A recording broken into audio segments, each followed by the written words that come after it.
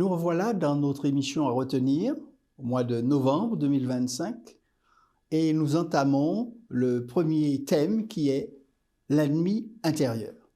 Notre verset à mémoriser est le suivant. « Moi l'Éternel, j'éprouve le cœur, je sonde les reins pour rendre à chacun selon ses voies, selon le fruit de ses œuvres. » Et il se trouve dans Jérémie 17 au verset 10.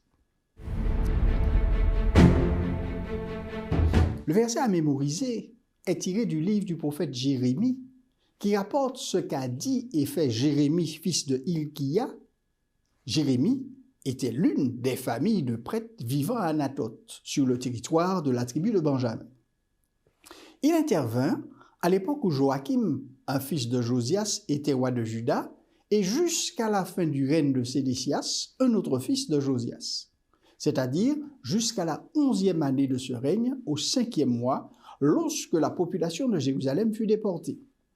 À cette époque, troublé de l'histoire d'Israël, le prophète Jérémie est invité à s'engager dans le projet du Seigneur, qui concerne en premier lieu Israël, mais qui a une portée universelle. Si l'intention de Dieu était de bâtir, il faut tout d'abord démolir. Jérémie se heurte à deux obstacles. Il n'est pas certain d'être crédible et il porte un message impopulaire. Mais Dieu promet d'être aux côtés de son prophète, lui précisant qu'avant même de l'avoir formé dans le ventre de sa mère, qu'il l'avait mis à part pour le servir avant même qu'il ne soit né. Et Dieu précise qu'il l'avait destiné à être son porte-parole auprès des nations et plus particulièrement auprès du peuple d'Israël. Et c'est dans ce cadre qu'au chapitre 17, Jérémie s'adresse à la tribu de Juda et dénonce son péché qui est de s'être détourné de Dieu pour se confier dans des idoles. Et Dieu leur rappelle ceci qui est notre verset à mémoriser. « Moi, dit le Seigneur, je vois jusqu'au fond du cœur, je perce le secret des consciences. Ainsi, je peux traiter chacun selon sa conduite et le résultat de ses actes. » L'intérieur de l'homme, ses motivations cachées, sont représentées par cet organe de notre corps, le cœur, ou encore les reins. Dieu jugera chacun selon ses voies, nous dit Matthieu 16, 27. Le jugement portera non seulement sur les actes d'un homme, mais aussi sur le fruit, l'influence de ses actes sur autrui, tant dans la vie que dans la mort. Après une victoire décisive sur Jéricho, Israël a subi une défaite humiliante face à l'armée apparemment faible d'Haï. Alors que Josué cherchait une explication auprès de Dieu, il se rendit compte que la débâcle était le résultat de plus que son incapacité à consulter Dieu avant de marcher contre Haï.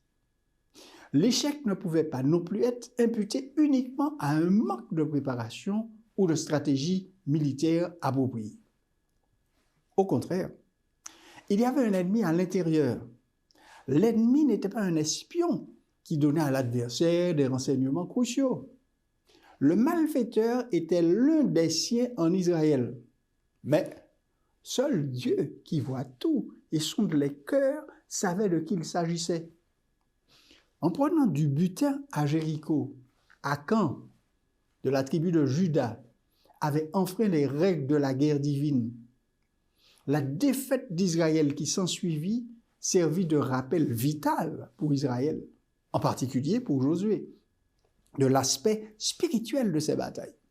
De plus, cela avait servi d'avertissement à Israël que Dieu ne tolérerait pas les péchés de son peuple, tout comme il ne tolérait pas les péchés des Cananéens, surtout si l'on considère la quantité de lumière qu'Israël avait reçue. La transgression d'Akan, en elle-même, était assez stupide. Mais ce qui est plus frappant, c'est le caractère impénitent et persistant de son péché. L'obstination désinvolte d'Akan poussa Dieu à s'occuper rapidement et radicalement de sa désobéissance. Ce triste épisode, au tout début de la conquête, illustre la nature insensée du péché. Il y a différents mots et images du péché dans la Bible. Les mots les plus courants pour désigner le péché dans l'Ancien Testament sont hata, généralement traduit par péché, avon, traditionnellement traduit par iniquité, et pécha, généralement traduit par transgression. L'utilisation de ces termes tout au long de l'Ancien Testament montre que la signification du péché varie d'une déviation volontaire ou involontaire d'une norme, comme dans le cas de la violation de la loi de Dieu, de l'échec à atteindre un objectif et d'une rébellion consciente et ouverte contre Dieu. Dans cette dernière catégorie, les péchés ne sont pas expiables. Dans Nombre 15, au verset 30, ces péchés sont décrits dans les termes suivants. « Mais si quelqu'un, indigène ou étranger, agit la main levée, il outrage l'Éternel. Celui-là sera retranché du milieu de son peuple. » L'image d'une personne faisant quelque chose la main levée dépeint l'acte volontaire et conscient de désobéir à l'Éternel.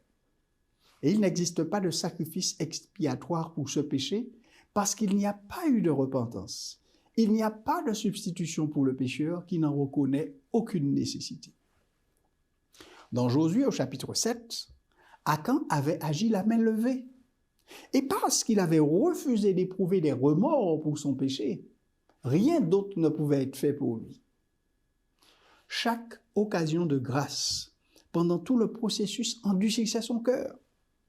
L'absurdité de l'attitude obstinée d'Akan, malgré la manifestation visible de la division du Jourdain en deux par Dieu et l'effondrement miraculeux des murs impénétrables de Jéricho, nous invite à réfléchir à la nature du péché, nous dit George Knight. Et il souligne la différence entre le péché en majuscule et le péché en minuscule.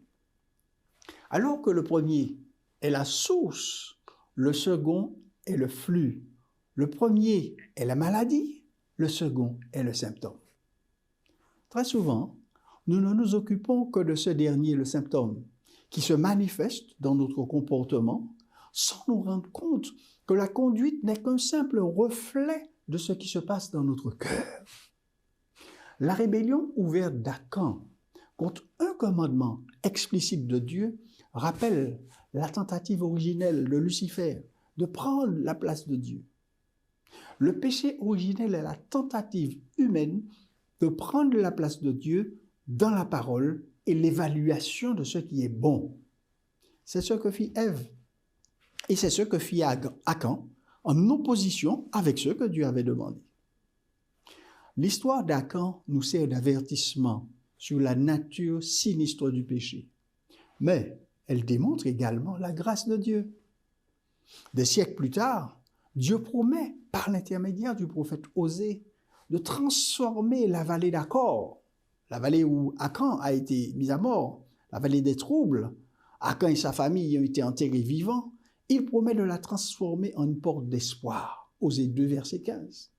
En effet, il est le Dieu des renversements, des retournements de l'histoire. Satan agit aujourd'hui pour nous inciter à prendre le péché à la légère. Et il nous fait croire que nous sommes assez sages pour déterminer par nous-mêmes nos règles de vie indépendamment de ce que Dieu veut pour nous. Et la société d'aujourd'hui, sous la puissance de Satan, nous encourage à cela. Faisons donc tout ce qui dépend de nous pour éviter ce piège, nous soumettre aux demandes de notre Dieu afin de ne pas nous retrouver dans la position d'Akan.